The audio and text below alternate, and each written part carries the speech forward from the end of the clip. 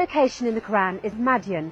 God explains that Moses escaped from the Pharaoh and fled to Madian before he was chosen as a messenger. Moses lived in, worked at, and got married in Madian. God says in the Quran, and to Madian their brother Shoaib. And it is known that the grave and the mountain of Prophet Shoaib is in Yemen. This establishes that Madian is located in Yemen, not in Saudi or northern Hijaz, as it is thought to be in some history books. Madian also has the Mosque of Prophet Shoaib, which is located in the middle of Oslat al-Manar, on the line connecting Sa'na in the provinces of Ab and Taz in Yemen. The language in which Moses used to communicate with the people of Madian further strengthens the argument that Madian is located in Yemen. The Quran describes how Moses was able to speak at length with the people of Madian without a translator. Refer to the conversation as cited in the Quran. As soon as Moses reached the well in Madian, exhausted from his journey, he was taken by a scene. At this well, men were gathering, and all their focus was on giving water to their sheep and cattle.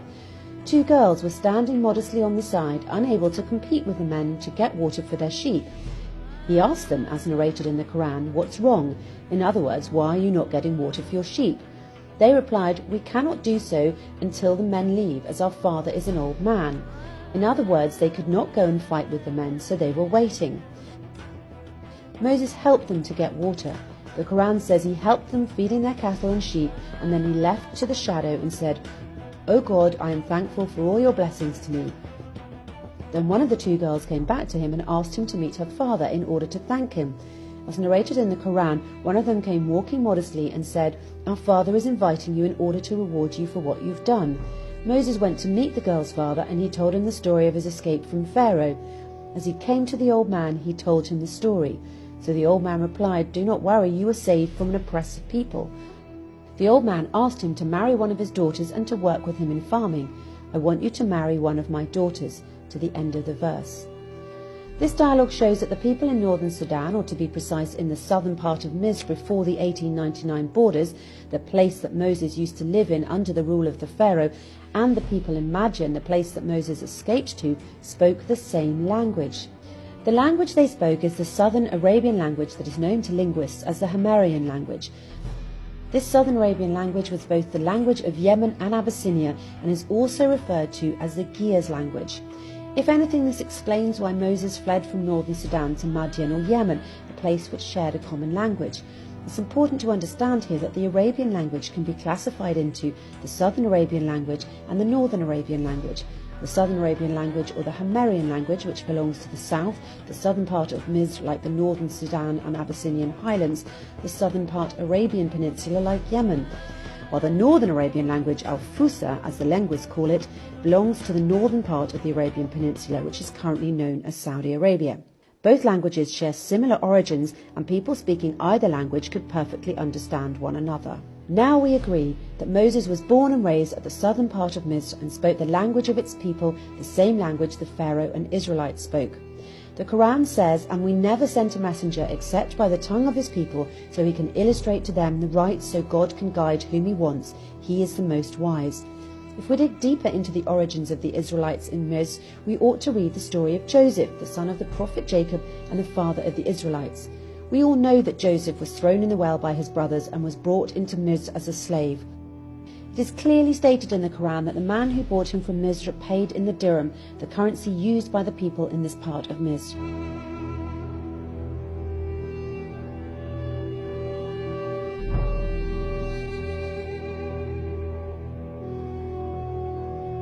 Knowing which region in Misr at the time dealt in dirhams will also lead us to figure out where Joseph was sold and whether the caravan entered Misr from the north towards Sinai, coming from the Sham, or it entered Misr from the south towards Abyssinia, coming from the southern Arabian Peninsula. The region that used the dirham at that time was the southern area of the Arabian Peninsula referred to now as Yemen. This implies that Joseph entered Misr from the southern Arabian Peninsula coming from Yemen, which shows that Israelites are originally Arab Bedouins from the southern Arabian Peninsula. It is worth noting here that the dirham was also used in Abyssinia all the way up to northern Sudan. The shared common currency strengthened the trade between these places. The strong commercial ties were also attributed to the use of the same language, which we referred to earlier as the Southern Arabian language or the Himyarian language. Simply put, one language, one currency. Had Joseph been living in Sham and sold in northern Egypt, the buyer would not have paid for him in dirhams, as this was not the currency used in northern Egypt or in Sham. Nevertheless, it is a common misconception that Joseph, his parents and his brothers arrived from Sham to Egypt, indicating that the origins of the Israelites are from Sham. The Quran says on the tongue of Joseph, and he got them from the Bedouin area. It's impossible that the people in Egypt would refer to the people in Sham as Bedouins, because Bedouins were the inhabitants of the Arabian Peninsula at that time. Moreover, immigration of the Bedouins from the southern Arabian Peninsula to the southern part of Misr was a common practice at that time. In fact, a large number of inhabitants of Yemen immigrated to the southern part of Misr, now called North Sudan, through Abyssinia, and settled there in the south after the destruction of Mareb Dam. The connection between Yemen in the southern Arabian Peninsula and Abyssinia is strong and goes back to BC. The two places shared strong ties and movements between their inhabitants. Southern Arabs immigrated to the African coasts of Abyssinia and formed their own settlements there. Also, Africans immigrated to the southern Arabian Peninsula and even ruled it several times. This kind of immigration continued until Ptolemies ruled and had control over the Red Sea. Obviously, this two-way immigration led to the unification of languages between the different nations. That's why the Southern Arabian language was the most popular language in both Abyssinia and Yemen. Furthermore, when early Muslims emigrated to Abyssinia, escaping the oppression of Quraysh, they met al-Najashi, the ruler of Abyssinia. The companion Ja'far min Abi Talib read to al-Najashi from Surat Maryam in the presence of the priests, and while al-Najashi was listening to Surat Maryam, he burst into tears and his companions cried as well. A verse was then revealed, and as they hear what has been revealed to the Prophet, you can see their eyes full of tears from what they knew was the truth. The key question here is, how did al-Najashi and the priests understand the language of the Quran when they were speaking Abyssinian while Ja'far was speaking the Northern Arabian language? This proves to you that the language of Abyssinia at that time was the same language being used in the Southern Arabian Peninsula, Yemen, and that the Northern and Southern Arabian languages share the same origins, and that, as mentioned earlier, the people who speak both languages can understand one another. In summary, southern Misr, now northern Sudan, as known in ancient times, shared the same language with the people of Abyssinia and those of the southern Arabian Peninsula, Yemen. This language is the Southern Arabian language. Also, the dirham is the currency of the Southern Arabian Peninsula, all the way to Abyssinia through the east and north of Sudan. We can now understand that the immigration of Bedouins from the Southern Arabian Peninsula to southern Misr was a common practice at that time and not limited to the Israelites when Joseph welcomed his brothers and parents into Misr. All this proves that Moses spoke the same language of the Pharaoh, and that the escape of Moses from the Pharaoh in northern Sudan to the south in Madian, Yemen, makes perfect sense.